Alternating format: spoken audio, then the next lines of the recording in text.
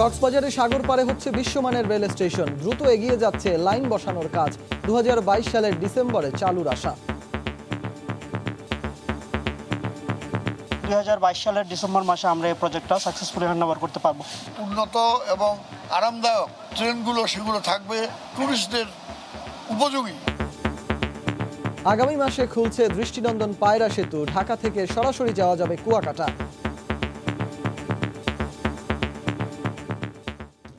দেখছিলেন প্রধান শিরোনাম, রাতের সময় সঙ্গে আছি আমি সজল মিত্র রিচার্ড।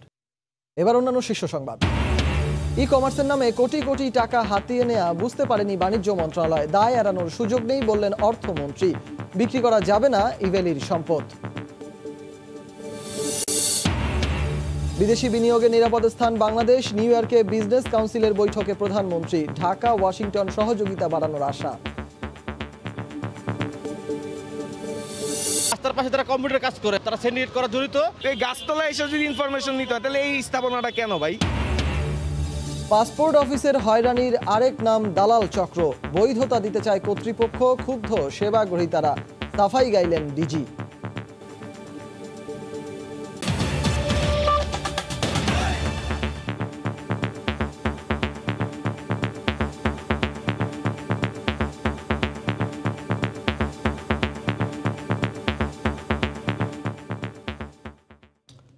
ট্রেনে করে যাওয়া যাবে কক্সবাজার, এমন স্বপ্ন এখন বাস্তবায়নের পথে। দ্রুত এগিয়ে চলছে দোহাজারী থেকে কক্সবাজার পর্যন্ত রেল লাইন নির্মাণ কাজ। পর্যটকদের সেবা দিতে সাগর পাড়ে নির্মিত হচ্ছে বিশ্বমানের রেল স্টেশন। আরো জানাচ্ছেন সুজাউদ্দিন রুবেল।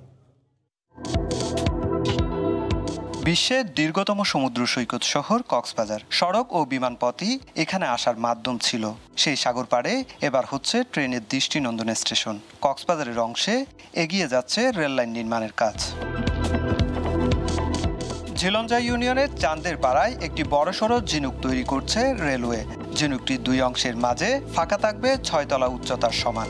এই ঝিনুকটির পেটেই হবে মূল স্টেশন, যেখানে থাকবে আন্তর্জাতিক মানের স্টেশনের সব সুবিধা।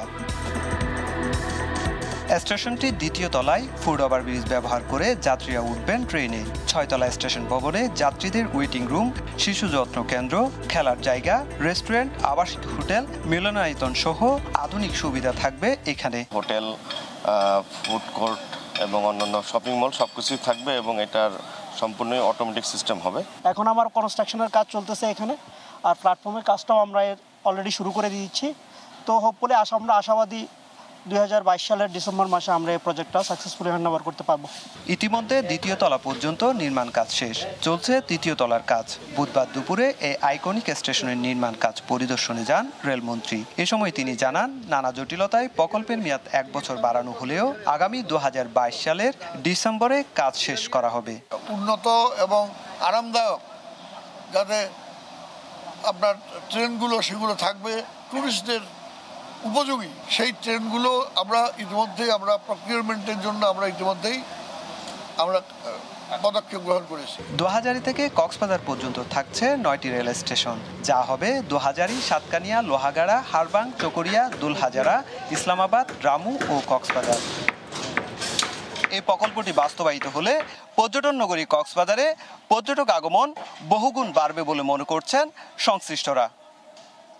সুজাউদ্দিন রুবেল, সময় সংবাদ, কক্সবাজার। এদিকে আরেক পর্যটন কেন্দ্র পটুয়াখালীর কুয়াকাটাতেও ফেরি পারাপার ছাড়াই ঢাকা থেকে যাওয়া যাবে। যান চলাচলের জন্য আগামী মাসে যে কোনো দিন খুলে দেয়া হবে পায়রা সেতু। মাহমুদুর নবীর তোলা ছবিতে আরো জানাচ্ছেন ফিরদৌস সোহাগ। বরিশাল বিভাগের মানুষের অপেক্ষার দিন প্রায় শেষ। চালু হচ্ছে পায়রা সেতু। মূল সেতুর 99% কাজ শেষ। এখন টোল প্লাজা ও প্রশাসন ভবনের শেষ ধাপের কাজ চলছে। 4 লেন বিশিষ্ট সেতুটির দৈর্ঘ্য 1470 মিটার, প্রস্থ 19.76 মিটার আর অ্যাপ্রোচ সড়কের দৈর্ঘ্য 1268 মিটার। সেতুটিতে রয়েছে 32টি স্প্যান আর 31টি পিয়ার। ব্রিজটা হওয়ার কারণে অনেক সুন্দর, তাড়াতাড়ি সবাই যাতায়াত করতে পারবে। সেতু হওয়ার কারণে এলাকার অনেক উন্নয়ন হবে, এটা ভেবে আমরা অনেক খুশি। টোল প্লাজার কাজ শেষ হলেই উদ্বোধন করা হবে বলে জানান সংশ্লিষ্ট কর্মকর্তা। ওয়াইড স্কেলের কাজ চলমান রয়েছে, এগুলো কাজ শেষ হলেই আমরা উদ্বোধনের দিকে চলে যাব। ভূমিকম্প সহনীয় করে সেতুটি নির্মাণ করা হয়েছে বলে জানান প্রকল্প পরিচালক। ভূমিকম্পের জন্য যে সিসমিক ট্রান্সমিট ইউনিট আমরা STU বলি, সেটি আমরা অলরেডি আমাদের ব্রিজের গার্ডারের নিচে আমরা স্থাপন করেছি। জমি অধিগ্রহণ থেকে শুরু করে সেতুটি নির্মাণে মোট ব্যয় হয়েছে 1347 কোটি টাকা। একটি চীনা ঠিকাদারি প্রতিষ্ঠান এটি নির্মাণ করেছে। কুয়েত, ওপেক ফান্ড এবং বাংলাদেশ সরকার যৌথভাবে অর্থায়ন করেছে। সাগরকন্যা কুয়াকাটার পর্যটকদের আকৃষ্ট করতে সেতুটি দৃষ্টিনন্দন করে গড়ে তোলা হয়েছে। শুধু সেতু নির্মাণে ব্যয় হয়েছে 1118 কোটি টাকা। সেতুটি বরিশাল তথা উপকূলীয় এলাকার মানুষের অর্থনীতির উন্নয়নে সহায়ক হবে, বদলে দেবে এ অঞ্চলের মানুষের জীবনযাত্রা, এমনটাই মনে করছেন সংশ্লিষ্টরা। পায়রা সেতু থেকে ফিরদাউস সোহাগ, সময় সংবাদ। ই কমার্স প্রতিষ্ঠানের অনৈতিক কর্মকাণ্ডের দায় এড়াতে পারে না বাণিজ্য মন্ত্রণালয়, এমন মন্তব্য করে অর্থমন্ত্রী বলেছেন, এ ধরনের প্রতিষ্ঠানের অনুমোদন দেয়ায় সরকারের দায়িত্ব এড়ানোর সুযোগ নেই। বিকেলে ক্রয় সংক্রান্ত মন্ত্রিসভা কমিটির সভা শেষে একথা বলেন অর্থমন্ত্রী। এদিকে আলাদা এক অনুষ্ঠানে বাণিজ্যমন্ত্রী বলেন, ই কমার্স প্রতিষ্ঠান এত দ্রুত বদলে যাবে সেই ধারণা ছিল না মন্ত্রণালয়ের। ই কমার্সের লোভের ফাঁদে লাখো ক্রেতা মার্চেন্ট এখন পুঁজি হারিয়ে নিঃস্ব। ই ভ্যালির দেখানো প্রতারণার পথে হেঁটেছে ধামাকা, ই অরেঞ্জ সহ বেশ কিছু প্রতিষ্ঠান। মূল হোতাদের কয়েকজন গ্রেফতারও হয়েছেন, বিদেশেও পালিয়েছেন কেউ কেউ। কাস্টমারকে সতর্ক হতে। এই অবস্থায় গত সপ্তাহে বাণিজ্য মন্ত্রণালয়ের পক্ষ থেকে জানানো হয়, ই ভ্যালি সহ 10টি ই কমার্স প্রতিষ্ঠানের অনিয়মের দায় নেবে না তারা। আজকেও সিদ্ধান্ত হয়েছে যে এটা তাদের হাতেই দেয়া, আইন শৃঙ্খলা রক্ষাকারী বাহিনী যেন ব্যবস্থা গ্রহণ করে। তবে বুধবার অর্থমন্ত্রী বলছেন, দেশে ই কমার্স প্রতিষ্ঠান নিয়ন্ত্রণে ব্যর্থতার দায় নিতে হবে বাণিজ্য মন্ত্রণালয়কে। এখানে ছাড়পত্র দিচ্ছেন কমার্স মিনিস্ট্রি, তাদেরকে প্রাইমারিলি দায়িত্ব নিতে হবে এবং তাদের সাথে অন্য যারা সংযুক্ত আছে, সংশ্লিষ্ট আছেন এবং সম্পৃক্ততা আছেন, তাদের সবাইকে আমি মনে করি যে দায়িত্ব নেওয়া উচিত। এ নিয়ে একই দিন বিকেলে সচিবালয়ে জরুরি বৈঠকে বসেন বাণিজ্য, স্বরাষ্ট্র, আইন ও তথ্যমন্ত্রী। আইন শৃঙ্খলা বাহিনী ও ই কমার্স প্রতিষ্ঠানগুলোর শীর্ষ কর্তাদের সঙ্গে বৈঠকে দায় নেওয়ার কথা স্বীকার করেই বাণিজ্য মন্ত্রী বলছেন, সংকট উত্তরণের পথ খুঁজছে সরকার। একটা ঘটে গেছে বলে সব নষ্ট হয়ে যাবে, বন্ধ হয়ে যাবে তা কিন্তু আমরা দায় নিচ্ছি যে আগামী দিনগুলোতে, কারণ আমার হাজার প্রায় লক্ষাধিক লোক এখন ই কমার্সের উপর বেঁচে আছে, তো তাদের তো আমরা ডুবাতে পারি না। সেই জন্য দায় নিয়েই আমরা চেষ্টা করছি কীভাবে সলভ হয়ে যায়। একটা ওয়ে আউট করার জন্য যে এই প্রপার্টিগুলোকে ডিসপোজ আপ করে যেভাবে হোক যারা ক্ষতিগ্রস্ত হয়েছে যাদের তাদের কী পরিমাণ ক্ষতিপূরণ দেওয়া যায়। খোঁজ নেওয়া হচ্ছে ই ভ্যালির সম্পদের। খোঁজ খবরের পর সেই সম্পদ থেকে গ্রাহকের দায় মেটানো গেলে আইনি প্রক্রিয়ায় ই ভ্যালিকে সহযোগিতা করা হবে বলেও জানান বাণিজ্য মন্ত্রী। দেশে ই কমার্স প্রতিষ্ঠান বন্ধ না করে নিয়ন্ত্রণে রেগুলেটরি কমিশন গঠনের কথা ভাবছে সরকার। ইহসান জুয়েল, সময় সংবাদ, ঢাকা। এ বিষয় নিয়ে আলোচনার জন্য স্টুডিওতে আজ উপস্থিত আছেন সহকর্মী এহসান জুয়েল। আমরা সরাসরি চলে যাব তার কাছে। জুয়েল, আপনাকে আমাদের স্টুডিওতে স্বাগত। জুয়েল, আমরা আপনার প্রতিবেদনটি দেখছিলাম। সেই প্রতিবেদন দেখার পর যে প্রশ্নটা দিয়ে আসলে শুরু করতে চাচ্ছি সেটি হচ্ছে গিয়ে, অর্থমন্ত্রী বলেছেন এই দায়টা আসলে বাণিজ্য মন্ত্রণালয়ের, এবং বাণিজ্য মন্ত্রীও দেখলাম যে হয়তোবা অকাতরে দায়টা স্বীকারও করে নিচ্ছেন, এমন একটা প্রবণতা তার বক্তব্যে আছে। প্রকৃতপক্ষে দায়টা কার সেটা যদি একটু বিশ্লেষণ করে বলতেন। আরেকটার সাথে প্রশ্ন জুড়ে দেবো, সেটা হচ্ছে গিয়ে, এখনও তো এই কমার্স ভিত্তিক যে প্রতিষ্ঠানগুলো রয়েছে তারা কিন্তু তাদের ব্যবসা বাণিজ্য চালাচ্ছে, তাদেরকে কি মনিটরিংয়ের আওতায় আনা হয়েছে, বা আসলে কি ব্যবস্থা গ্রহণ করা হয়েছে এই ঘটনার পর? রিচার্ড, আমাদের অভ্যাসটা হলো যখনই একটা কিছু ঘটে আমরা কিন্তু আরেকজনের কাঁধে দায়টা তুলে দিই, এবং সবাই কিন্তু দায়টা এড়িয়ে যাওয়ার একটা চেষ্টা আমরা করি। এটা আসলে বাংলাদেশের মানুষ হিসেবে অনেক বেশি রকম আমাদের অভ্যাসের মধ্যে ঢুকে আছে। আজকে যে বাণিজ্যমন্ত্রী দায়টা স্বীকার করছিলেন, সেই বাণিজ্য মন্ত্রণালয় কিন্তু এক সপ্তাহ আগেও দায়টা স্বীকার করেনি। তারা বলছিল যে ই কমার্স প্রতিষ্ঠানে যে প্রতারণাগুলো হবে এগুলো আসলে তারা দায় নেবেন না, এবং আইনগত বিষয়গুলো তারা বলে দিয়েছেন যে এটা দেখার বিষয়টা যেহেতু কোনো আইনের কাঠামোর মধ্যে এখনও আনা হয়নি তাই বাণিজ্য মন্ত্রণালয় নেবে না। কিন্তু সেইখান থেকে আজকে যখন সকালবেলা অর্থমন্ত্রী বললেন যে দায়টা বাণিজ্য মন্ত্রণালয়কে নিতেই হবে, এত বড় একটা অরাজকতা, তখন কিন্তু বিকেলে যে সমন্বয় সভাটা হলো, যেখানে আইনমন্ত্রী ছিলেন, স্বরাষ্ট্রমন্ত্রী ছিলেন, তথ্যমন্ত্রী ছিলেন, বাণিজ্য মন্ত্রী তো ছিলেন, সেইখানে গিয়ে তিনি দায়টা কিছুটা স্বীকার করে পরোক্ষভাবে বলছেন দায় নিয়েছি বলেই তো এত উদ্যোগ, বিষয়টা আসলে সেখানে। তারপর আমরা একটু দেখে নেব দায়টা কাদের হওয়া উচিত ছিল। আমরা শুরুতেই বাণিজ্য মন্ত্রণালয়ের কথা বলছিলাম যে বাণিজ্য মন্ত্রণালয় যেহেতু একেবারে ই কমার্সের একটা বিষয়, কমার্স যেখানে আছে সেখানে বাণিজ্য মন্ত্রণালয়কে নাক গলাতেই হবে। আইন থাকুক কিংবা না থাকুক, তাদের চোখের সামনে একটা অপরাধ, অরাজকতা, দুর্নীতি হবে, তারা সেটা দেখবে না, সেটা তো আসলে হতে পারে না। এরপর যেটা আসে, আর্থিক প্রতিষ্ঠান নিয়ন্ত্রণকারী সংস্থা অর্থাৎ ব্যাংক কিংবা যেসব ইন্টেলিজেন্স সংস্থাগুলো আছে, সেগুলো কোনোভাবেই কিন্তু ইভেলের ঘটনা দায় এড়াতে পারে না। কারণ 2020 সালে আগস্ট মাসে যখন পত্রিকায় বড় করে নিউজ হলো, তখন BFIU, Bangladesh financial intelligence unit, তারা কিন্তু 1 মাসের জন্য রাসেল এবং ইভেলের যে স্বত্বাধিকারী রাসেল এবং তার স্ত্রীর ব্যাংক অ্যাকাউন্ট ফ্রিজ করে দিয়েছিল। কিন্তু পরবর্তীতে একেবারে অদ্ভুতভাবে 1 মাস পরে সেটা খুলে দেওয়া হলো। তখন মানুষের মধ্যে কিন্তু যখন ব্যাংক অ্যাকাউন্ট বন্ধ করে দেওয়া হয়েছিল, এক ধরনের আস্থার সংকট তৈরি হয়েছিল, না মনে হয় কোনো একটা সমস্যা আছে। আবার যখন সেটি 1 মাসের মধ্যে কোনো রকম তদন্ত ছাড়া, কোনো রকম কারণ ছাড়া খুলে দেওয়া হলো, মানুষ কিন্তু ভাবলো না, সমস্যা থাকলে তো বন্ধই থাকতো। আস্থাটা দ্বিগুণ বেড়ে গেল। তার মানে আর্থিক প্রতিষ্ঠান নিয়ন্ত্রণকারী সংস্থা কিন্তু সেটা এড়াতে পারে না। এখন বলছেন ভোক্তা অধিকার সংরক্ষণ অধিদপ্তর, আমরা যখনই কোনো সমস্যার পরিপূর্ণ নিয়ে শুরুতেই কিন্তু সবাই কোর্ট কাছারি মামলাতে চলে যায় না, আমরা কি করি, ভোক্তা অধিকার সংরক্ষণের কাছে যাই। সেখানে গিয়ে দেখা গেল সেখানে মানুষজন যে অভিযোগগুলো করছে, সেই অভিযোগের প্রেক্ষিতে যেটা জানা গেল যে প্রায় 4900টি অভিযোগ দায়ের করা হয়েছে। এখন ভোক্তা অধিকার বলছে এই 4900টি অভিযোগের মধ্যে তারা কিন্তু 84% অভিযোগের তারা ইভেলির সঙ্গে যে অভিযোগ যারা দায়ের করছেন তাদের মধ্যে এক ধরনের সমঝোতা তৈরি করে দিয়েছেন।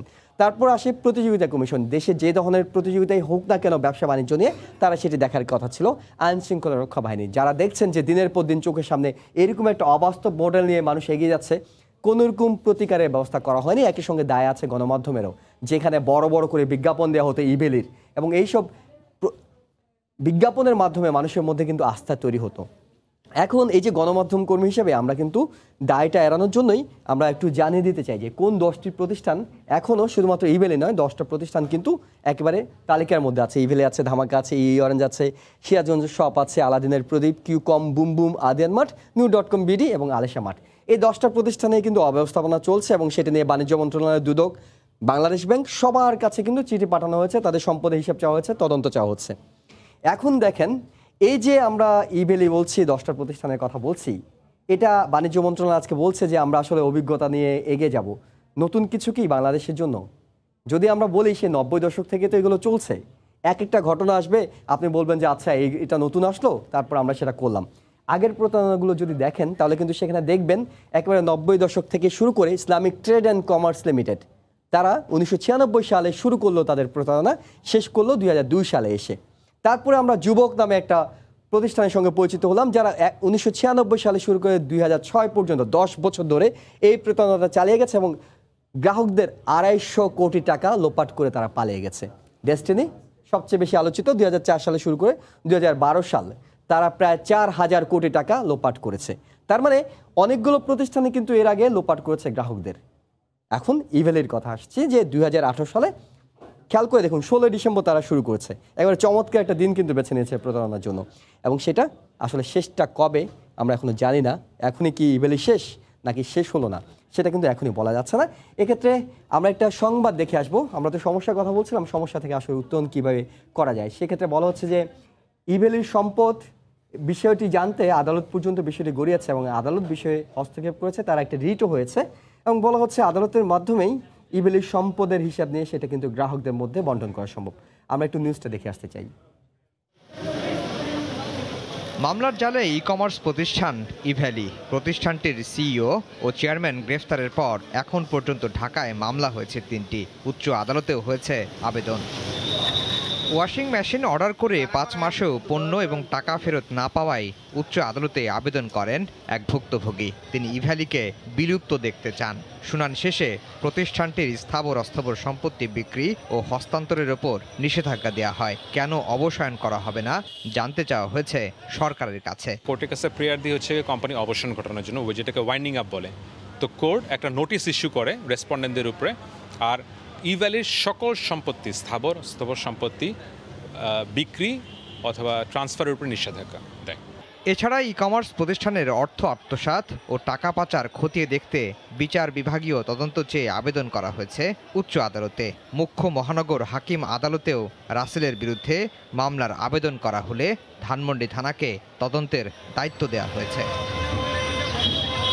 বিশেষজ্ঞরা বলছেন ইভ্যালির টাকা ক্ষতিগ্রস্তদের ফিরিয়ে দেওয়া সম্ভব, এক্ষেত্রে দুদকের ভূমিকায় বেশি। কোম্পানির কিংবা ওই আসামি সমস্ত সম্পদ জব্দ করে, একে বলে আপনার ক্রোক করে, তারপরে রিসিভারের কাছে রেখে, তারপরে কারা পাওনাদার আছে, কোর্ট যদি সেইভাবে আদেশ দেয় রিসিভারের উপরে যে পাওনাদারদের কাছ থেকে তাদের পাওনার প্রমাণ নেবে এবং অ্যাকর্ডিংলি পাওনা পরিশোধ করতে থাকবে।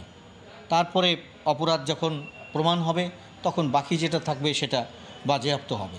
এদিকে ইভ্যালি রাসেল গ্রেফতার হওয়ার পর সাভারের ওয়্যারহাউসে রাখা প্রতিষ্ঠানটির মালামাল সরিয়ে ফেলার চেষ্টার অভিযোগ উঠেছিল, যদিও প্রতিষ্ঠানটির এক কর্মকর্তা জানিয়েছেন বাহিরে পাঠানো মালামাল আবার ফেরত আনা হয়েছে।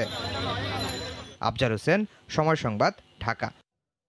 রিচার্ড, জুয়েল, একটা বিষয়ে অস্পষ্টতা রয়ে গেছে, সেটি হচ্ছে ইভেলির মোট সম্পত্তির পরিমাণ শুধু অর্থের আঙ্গিকে নয়, স্থাবর অস্থাবর সব সম্পত্তির পরিমাণ কি তাদের দেনা থেকে আসলে একেবারেই বেশি কম, যেটা নিয়ে এত বেশি আলোচনা হচ্ছে? আর যদি সেটা না হয়ে থাকে তাহলে ভোক্তাদের আসলে পাওনা টাকা পাওয়া নিয়ে এত দুশ্চিন্তা কেন? ভবিষ্যৎটা কি এ ব্যাপারে কারো কোনো সুপারিশ আছে কিনা, কিছু জানেন কিনা? আজকে যে বৈঠকটি হয়েছে সেখানে কিন্তু ই কমার্স যে প্রতিষ্ঠানগুলো আছে তাদের যে সমিতি সংগঠন ইক্যাপ, তারা বেশ কিছু সুপারিশ দিয়েছে। আমরা একেবারে খুব শর্টলি সেটা দেখে আসতে চাই। তারা যে সুপারিশগুলো দিয়েছে, তারা বাণিজ্য মন্ত্রণালয় বলছিল যে ডিজিটাল কমার্স সেলটা কার্যকর করার জন্য, এটা বাণিজ্য মন্ত্রণালয়ের একটা সেল আছে, এটাকে আরও বেশি লোকবল নিয়োগ দিয়ে কার্যকর করলে মনিটরিংয়ের বিষয়টা আসবে। ডিজিটাল কমার্স পলিসি যেটা 2018 সালে আছে, সেটা অনুযায়ী কমিটি গঠন করা, বিভিন্ন কারিগরি কমিটি, উপদেষ্টা কমিটি, সেগুলো যদি গঠন করা হয়, টোটাল যে ই কমার্স খাত সেটাকে মনিটরিংয়ের আওতায় আনা যাবে। বাংলাদেশ ব্যাংকের মাধ্যমে এসক্রো সেবা চালু। এটা আসলে বিষয়টা হলো যে যারা মার্চেন্টার আছে, যারা গ্রাহক আছে, যারা বিক্রেতা আছে, সবাইকে একটা প্ল্যাটফর্মের মধ্যে ডিজিটালি নিয়ে এসে তারা আসলে দেখতে পাবেন তিনি যে অর্ডারটা করেছেন সেটা কোথায় আছে, কখন পাবেন, কি হবেন, সমন্বিতভাবে একটা এসক্রো সার্ভিস চালুর করা বলা হচ্ছে। ডাক বিভাগকে সংযুক্ত করার কথা হচ্ছে, কারণ যে কোনো কুরিয়ার আপনি করতে গেলে কিন্তু ডাক বিভাগের থেকে একটা লাইসেন্স নিতে হবে। যারাই এই ডাক বিভাগ থেকে লাইসেন্স না নিয়ে এই কুরিয়ার পণ্য লেনাদেনাটা করেন সেখানে অনিয়মটা হয়, তাই ডাক বিভাগকে সংযুক্ত করার কথা বলা হচ্ছে। ভোক্তা অধিকারের সেন্ট্রাল কমপ্লেন ম্যানেজমেন্টের কথা বলা হচ্ছে, অর্থাৎ ভোক্তা অধিকার পুরো বিষয়টা সমন্বয় করবে, যে তারা দেখবে তারা যেহেতু অনলাইনে আবেদনটা নেয় কিন্তু পুরো কাজটা কিন্তু তারা ম্যানুয়ালি করে, কিন্তু না, পুরোটাই ইক্যাপকে সঙ্গে নিয়ে তারা ডিজিটালি করবেন।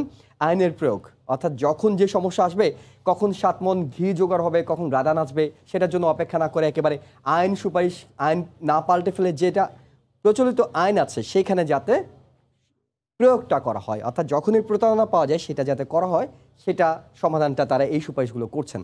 যেটি আপনি জানতে চাচ্ছিলেন যে আসলে ইভেলির দেনা কত, ইভেলির সম্পদ কত, এটি আজকে বাণিজ্য মন্ত্রী বলছিলেন যে তারা তো বেশ কয়েকবারই ইভেলির কাছে হিসাব চেয়েছেন, ইভেলি কিন্তু একজ্যাক্ট হিসাবটা তাদেরকে দিয়েছে কিনা সেটা নিয়ে তাদের সন্দেহ আছে। ইভেলি এখন পর্যন্ত যে হিসাবটা দিয়েছে সেটা হলো 80 থেকে 90 কোটি টাকা তাদের সম্পদ আছে, কিন্তু ইভেলির দেনা 500 কোটি টাকা। তার মানে 80 থেকে 90 কোটি টাকার সম্পদ দিয়ে আপনি কিন্তু 500 কোটি টাকার দেনা পরিশোধ করতে পারবেন না গ্রাহকদের। সেক্ষেত্রে যেটি বলা হচ্ছে, আমরা যদি বলি শুধু ইভেলি নয়, টোটাল এই ই কমার্স খাতের ভবিষ্যৎটা কি স্পষ্ট করা হচ্ছে। যেহেতু করোনাকালে যেখানে 2000 থেকে 2 লাখ চলে গেছে ই কমার্সের ব্যবসায়ীদের অংশগ্রহণ, সেখানে এটা আসলে বন্ধ করা হবে না, এটা থাকবে। একটা রেগুলেটরি কমিটি গঠন করা হবে যেটার মাধ্যমে টোটাল ই কমার্স খাতকে নিয়ন্ত্রণ করা হবে। যেহেতু আমাদের অভিজ্ঞতা খুব খারাপ, এটা বন্ধ হচ্ছে না। তবে ইভেলির ক্ষেত্রে যেটি হবে সেটি হলো ইভেলির সম্পদের পরিমাণ রাসেলের কাছে জানতে চাওয়া হবে, তার কাছে কোনো এক্সিট প্ল্যান আছে কিনা, কোনো বিনিয়োগ আনতে পারবে কিনা, গ্রাহকদের টাকা ফিরিয়ে দেওয়া যাবে কিনা। তখন আসলে তাকে বের করে আইনিভাবে প্রক্রিয়ায় তাকে বের করে এনে গ্রাহকদের হাতে টাকা তুলে দেওয়ার একটা চেষ্টা, সরকারের শেষ চেষ্টা বলা যেতে পারে, সেটি থাকবে। রিচার্ড, ধন্যবাদ আপনাকে জুয়েল। অন্ততপক্ষে গ্রাহকদেরকে আপনি কিছুটা হলেও আশার বাণী শোনাতে পেরেছেন। আমরাও ভবিষ্যতে চাইবো যে ই কমার্স প্রতিষ্ঠানগুলো একটা মনিটরিংয়ের আওতায় আসবে, তাতে করে গ্রাহকরা হয়তো বা এই ধরনের ভোগান্তির শিকার হবে না। অসংখ্য ধন্যবাদ আপনাকে আমাদের স্টুডিওতে এসে এত তাৎপর্যপূর্ণ উপস্থাপন করার জন্য। ইভেলি এবং ই কমার্স প্রসঙ্গে আলোচনা করতে আজ স্টুডিওতে আমাদের সঙ্গে উপস্থিত ছিলেন সহকর্মী এহসান জুয়েল। বাংলাদেশ বিনিয়োগের নিরাপদ স্থান উল্লেখ করে বিদেশিদের এগিয়ে আসার আহ্বান জানিয়েছেন প্রধানমন্ত্রী শেখ হাসিনা। নিউ ইয়র্কে যুক্তরাষ্ট্র বাংলাদেশ বিজনেস কাউন্সিলের বৈঠকে ভার্চুয়ালি অংশ নিয়ে তিনি একথা বলেন। এর আগে জাতিসংঘ সাধারণ পরিষদের উদ্বোধনী পর্বে অংশ নেন শেখ হাসিনা। হাসানুজ্জামান সাকির রিপোর্ট। জাতিসংঘের ৭৬তম সাধারণ পরিষদের অধিবেশন চলবে ৩০ সেপ্টেম্বর পর্যন্ত। প্রধানমন্ত্রী শেখ হাসিনা ২৪ সেপ্টেম্বর সাধারণ পরিষদে বক্তব্য রাখবেন। উদ্বোধনী দিনের অধিবেশনের সাইডলাইনে প্রধানমন্ত্রী জাতিসংঘ সাধারণ পরিষদের সভাপতির আহ্বানে নারী নেতাদের উচ্চ পর্যায়ের বৈঠকে বক্তব্য রাখেন। সেখানে তিনি লিঙ্গ সমতা নিশ্চিত করতে নারী নেত্রীদের একটি নেটওয়ার্ক গঠনের উপর বিশেষ গুরুত্ব আরোপ করেন। পরে নিউ ইয়র্কের যুক্তরাষ্ট্র বাংলাদেশ বিজনেস কাউন্সিলের গোল টেবিল বৈঠকে ভার্চুয়ালি অংশ নেন প্রধানমন্ত্রী শেখ হাসিনা। বৈঠকে বাংলাদেশে এখন বিনিয়োগের সবচেয়ে ভালো পরিবেশ বিরাজ করছে জানিয়ে বিদেশিদের বিনিয়োগের আহ্বান জানান সরকার প্রধান। The demographic dividend and our focus on developing skilled manpower ensures the investors here get skilled human resources at competitive prices. In the post-COVID-19 economic recovery, mutual cooperation and collective efforts are essential to attain shared prosperity. I assure Bangladesh government's wholehearted support to expand economic partnership between our two nations. একই দিন প্রধানমন্ত্রী শেখ হাসিনা কুয়েতের প্রধানমন্ত্রী সাবা আল খালিদ আল সাবা ও সুইডেনের প্রধানমন্ত্রী Stefan লফভেনের সঙ্গে আলাদা বৈঠকে মিলিত হন। করোনা পরিস্থিতি এবং রোহিঙ্গা এ দুটি বাংলাদেশের এই মুহূর্তের বড় সমস্যা। আর এই দুটি বিষয়ের উপরেই বুধবার জাতিসংঘের সাধারণ পরিষদের বাইরে আলাদা দুটি বৈঠকে যোগ দেবেন প্রধানমন্ত্রী শেখ হাসিনা এবং তিনি বক্তব্য রাখবেন। হাসানুজ্জামান সাকি, সময় সংবাদ। প্রধানমন্ত্রী শেখ হাসিনার আবাসস্থল নিউ ইয়র্ক, লোটে palace hotel, Manhattan, new York. চলতি বছরের মধ্যেই বাংলাদেশে 5G নেটওয়ার্ক চালুর কথা জানালেন প্রধানমন্ত্রীর তথ্য ও যোগাযোগ প্রযুক্তি বিষয়ক উপদেষ্টা সজীব ওয়াজেদ জয়। নিউ ইয়র্কে এক গোল টেবিল আলোচনায় মোবাইল ফোনের 5ম জেনারেশন ইন্টারনেট নেটওয়ার্ক চালু নিয়ে কথা বলেন তিনি। প্রধানমন্ত্রী শেখ হাসিনার নেতৃত্বে বাংলাদেশ ডিজিটালি অনেক উন্নত হয়েছে আরও আগেই। এই এগিয়ে যাওয়ার ধারাবাহিকতায় এবছরই দেশে যাত্রা শুরু করবে 5ম প্রজন্মের নেটওয়ার্ক ব্যবস্থা 5G। মঙ্গলবার নিউ ইয়র্কে এক গোলটেবিল আলোচনায় এমনটাই জানান প্রধানমন্ত্রীর তথ্য ও যোগাযোগ প্রযুক্তি বিষয়ক উপদেষ্টা সজীব ওয়াজেদ জয়। তিনি বলেন, বর্তমানে দেশে 4G সেবা চালু আছে। 5G চালু হলে ইন্টারনেটের গতি বেড়ে যাবে কয়েক গুণ। জয় আরও বলেন, যেহেতু সরকার প্রান্তিক মানুষের কাছে ব্রডব্যান্ড ইন্টারনেট পৌঁছে দিতে বদ্ধপরিকর, সে হিসাবে বাংলাদেশের সক্ষমতা ও ব্যান্ডউইথের কোনো ঘাটতি নেই। সরকারের সক্ষমতা যেমন রয়েছে তেমনি রয়েছে এই সেবা চালুর জন্য অপটিক্যাল ফাইবারও। জাতিসংঘ সাধারণ পরিষদের অধিবেশনে যোগ দিতে প্রধানমন্ত্রী শেখ হাসিনার সফরের মধ্যেই business round table US Bangladesh business council শীর্ষক এই গোলটেবিল বৈঠকের আয়োজন করে ইউএস বাংলাদেশ বিজনেস কাউন্সিল। এতে বক্তারা তুলে ধরেন নানা ক্ষেত্রে বাংলাদেশের সাফল্যের কথা। সৈয়দ ইফতেখার, সময় সংবাদ। পাসপোর্ট অধিদপ্তরের বাইরে দালালদের দৌরাত্ম্য কমাতে না পেরে উল্টো এজেন্সির মাধ্যমে তাদের বৈধতা দেওয়ার প্রক্রিয়া চলছে। পাসপোর্ট অধিদপ্তরের মহাপরিচালক বলছেন, নীতিমালার আওতায় নির্দিষ্ট ফি নিয়ে গ্রাহকের সহায়তাকারী হিসেবে কাজ করবেন পাসপোর্ট অফিসের বাইরের দালালরা। খলিলুর রহমানের ক্যামেরায় সাদাত রহমতুল্লাহর রিপোর্ট। ধানমন্ডি থেকে আগারগাঁও এসেছেন 50 ঊর্ধ্ব শাহাবুদ্দিন আহমেদ। উদ্দেশ্য পাসপোর্ট তৈরি, কিন্তু আধুনিক সব সুযোগ সুবিধা সম্পন্ন বিশাল কর্মযজ্ঞের পাসপোর্ট অফিসের ভবনে না যে আশ্রয় নিয়েছেন ভবনের সামনে গাছতলার দোকানে। পাসপোর্ট অধিদপ্তরের বিভিন্ন রকম সেবা বিনামূল্যে পাওয়ার নিয়ম থাকলেও টাকার বিনিময়ে তৃতীয় পক্ষের মাধ্যমে কাজ ছাড়ছেন তিনি, যাতে নির্ভুল হয় সেই জন্যই ওদের সাহায্যটা নিচ্ছে। পাসপোর্টের ফর্ম পূরণ, জমা দিয়ে ছবি তোলা ও বায়োমেট্রিকের জন্য অ্যাপয়েন্টমেন্ট নেওয়া এবং ব্যাংকে টাকা জমা দেওয়ার মতো সাধারণ এবং অত্যাবশ্যকীয় কাজের জন্য দালালের সহায়তা নেন সেবা প্রত্যাশীরা। কিভাবে করতে হয় এটা আমরা জানি না, সেই জন্য আগে ওরা আবার জানে, সেই জন্য ওদের কাছে আসছে। এই গাছতলা এসে যদি ইনফরমেশন নিতে হয় তাহলে এই স্থাপনাটা কেন ভাই? বৈশ্বিক চাহিদায় বাংলাদেশও প্রবেশ করেছে ই পাসপোর্ট যুগে, আর এই পুরো যাত্রাপথে বিস্ফোরণ মতোই রয়ে গেছে দালাল চক্রের দৌরত্ব। পাসপোর্ট অফিসের সামনে কত দালাল ঘুরে, এটা কি এমনি ঘুরে? রাস্তার পাশে তারা কম্পিউটার কাজ করে, তারা সিন্ডিকেট করা জড়িত। অলরেডি পাসপোর্টের সবাই এই আনসারকন স্টাফন সবাই এই টাকার সাথে জড়িত। পাসপোর্ট অধিদপ্তরের দাবি, এর মাধ্যমে গ্রাহকদের সেবা নিশ্চিত হওয়ার পাশাপাশি কমবে দুর্ভোগ। এটা আমি পুরোপুরি দালাল বলবো না, এই সাহায্যটা যদি পজিটিভ দিকে হয় একটা অর্থের বিনিময়ে এটা, কিন্তু তারপরও এই জিনিসটাকে প্রতিষ্ঠান অন্তর্ভুক্ত করে নিয়ে আসার জন্য আমরা চিন্তা ভাবনা করেছি, বাট আমরা এখনও মন্ত্রণালয়ে কোনো প্রস্তাব দেয়নি। আমরা এটা আরও আলোচনা করব, এটা কিভাবে এই কাজটাকে একটা শৃঙ্খলার মধ্যে আনা যায়। দালাল নির্ভরে সেবা পেতে জিম্মি গ্রাহকদের সরকার নির্ধারিত কয়েক গুণ অতিরিক্ত ফি গুনতে হয় এই পাসপোর্ট অফিসে। সময় প্রবাহে জনগণের গলার কাটা সেই দালালদেরই বৈধতা দিচ্ছে পাসপোর্ট অধিদপ্তর। তবে এই বৈধতার মাধ্যমে পাসপোর্ট অফিসের দালালের দৌরত্ব কতটুকু টানা যাবে সেটি এখন ভবিষ্যতই বলে দেবে। সাদাত রহমতুল্লাহ, সময় সংবাদ, ঢাকা। 2 দিন ধরে চলা covered van truck prime movers ধর্মঘট প্রত্যাহারের ঘোষণায় সচল হয়েছে চট্টগ্রাম বন্দরের পণ্য পরিবহন। বিকেল থেকে বন্দরের বিভিন্ন ইয়ার্ড থেকে পণ্য পরিবহন শুরু করে যানবাহনগুলো। শ্রমিকরা জানান ধর্মঘট প্রত্যাহারের ঘোষণায় তারা দুপুরের পর গাড়ি বের করতে শুরু করেন। 2 দিন ধরে বন্দরে বিভিন্ন ইয়ার্ডে খালাস হওয়া কন্টেইনারগুলো পরিবহন শুরু হয়েছে।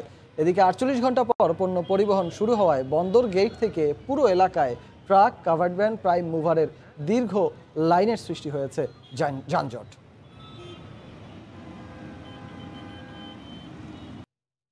দেশে বিদেশি বিনিয়োগ বাড়ানোর লক্ষ্যে বিশ্বের নানা দেশ ও শহরে ধারাবাহিক রোড শোর অংশ হিসেবে সুইজারল্যান্ডের জুরিখের পর এবার জেনেভায় রোড শো অনুষ্ঠিত হতে যাচ্ছে। সংশ্লিষ্টদের প্রত্যাশা, এখান থেকেও বিপুল পরিমাণ বিদেশি বিনিয়োগের সম্ভাবনা তৈরি হবে। জেনেভা থেকে লুৎফুর রহমান বাবুর রিপোর্ট। দেশে বিদেশি বিনিয়োগ বাড়ানোর লক্ষ্যে ইউরোপের শক্তিশালী দেশ সুইজারল্যান্ডের জুরিখের পর এবার জেনেভায়ও রোড শো করছে Bangladesh securities and exchange commission BSCC।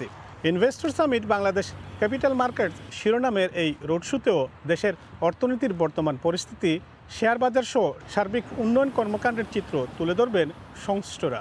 এখানেও দেশি বিদেশি উদ্যোক্তাদের পাশাপাশি প্রবাসী বাংলাদেশি ব্যবসায়ী নেতারা অংশগ্রহণ করবেন বলে জানা গেছে। সেই সাথে বিভিন্ন প্রাতিষ্ঠানিক ও ব্যক্তি বিনিয়োগকারীরাও অংশগ্রহণ করবেন। এই রোড শোতেও শেয়ার বাজারে বিনিয়োগে আগ্রহী করতে বিশেষ কিছু প্রদর্শনীর ব্যবস্থা করা হবে বলে জানা গেছে। বিশেষ করে প্রবাসী বাংলাদেশিরা সহজে কিভাবে সরাসরি শেয়ার বাজারে বিনিয়োগ করতে পারেন তার কর্মকৌশল নিয়ে আলোচনা করা হবে। দেশের শেয়ার বাজারে বিনিয়োগের উপযুক্ত স্থান হিসাবে চিহ্নিত করতে বিশ্বের বিভিন্ন দেশ ও শহরে রোড শো করে যাচ্ছে Bangladesh securities and exchange commission, যার ধারাবাহিকতায় সুইজারল্যান্ডের জেনেভায়ও অনুষ্ঠিত হচ্ছে এই রোড শো। সংশ্লিষ্টরা প্রত্যাশা করছেন বিপুল পরিমাণ বিদেশি বিনিয়োগ আসবে এখান থেকেও। সুইজারল্যান্ডের জেনেভা থেকে মোহাম্মদ লুৎফুর রহমান বাবু, সময় সংবাদ। সাফ চ্যাম্পিয়নশিপের জন্য 26 সদস্যের প্রাথমিক দল ঘোষণা করেছে বাফুফে। প্রথমবারের মতো ভিন্ন কোনো দেশ থেকে এসে বাংলাদেশের জাতীয়তা পাওয়া নাইজেরিয়ান এলিটা কিংসলে জায়গা পেয়েছেন স্কোয়াডে। এছাড়াও দলে ফিরেছেন জুয়েল রানা, আশরাফুল রানা ও টুটুল বাদশা। দলের 10 জন ফুটবলারই বর্তমান প্রিমিয়ার লিগ চ্যাম্পিয়ন বসুন্ধরা কিংসের। এর মধ্যে রয়েছেন 1 জন গোলরক্ষক, 1 জন মিডফিল্ডার, 3 জন ডিফেন্ডার ও 5 জন ফরওয়ার্ড। এছাড়া ঢাকা আবাহনীর 5 ফুটবলার জায়গা করে নিয়েছেন এই দলে। এদিকে সাইড থেকে জামাল ভুঁইয়া ছাড়াও 3 ডিফেন্ডারকে দলে নেওয়া হয়েছে। এছাড়া চট্টগ্রাম আবাহনী, শেখ জামাল, মোহামেডান, মুক্তিযোদ্ধা, শেখ রাসেল ও উত্তর বারিধারার ফুটবলাররাও সুযোগ পেয়েছেন দলে।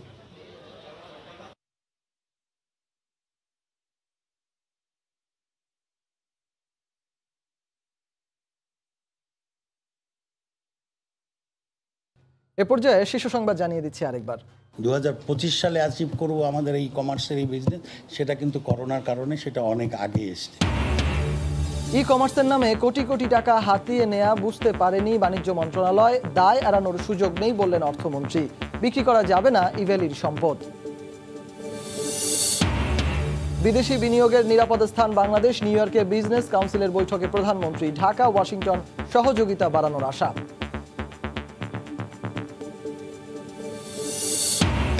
এবং কক্সবাজারে সাগর পারে হচ্ছে বিশ্বমানের রেল স্টেশন, এগিয়ে যাচ্ছে লাইন বসানোর কাজ। আগামী মাসে খুলছে পায়রা সেতু, ঢাকা থেকে সরাসরি যাওয়া যাবে কুয়াকাটা। এই ছিল রাতের সময়ে, সঙ্গে থাকুন সময়।